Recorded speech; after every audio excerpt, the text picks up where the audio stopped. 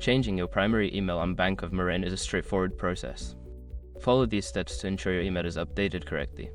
Step 1. Log into your online banking account. Visit the Bank of Marin website and log into your online banking account using your username and password. Step 2. Navigate to account settings. Once logged in, locate the account settings or profile section in the main menu. This is where you can manage your personal information. Step 3. Select email preferences. Don't continue before doing this. A lot of online accounts end up exposed in breaches without people even realizing it. Use SROC to constantly monitor your email and accounts and get alerted immediately if your information gets leaked online. It scans billions of breach records 24/7 in the background. And honestly, for a few dollars a month, it's something everybody should probably have. Link in the description. Step 4. Update your primary email. You will see your current email address listed.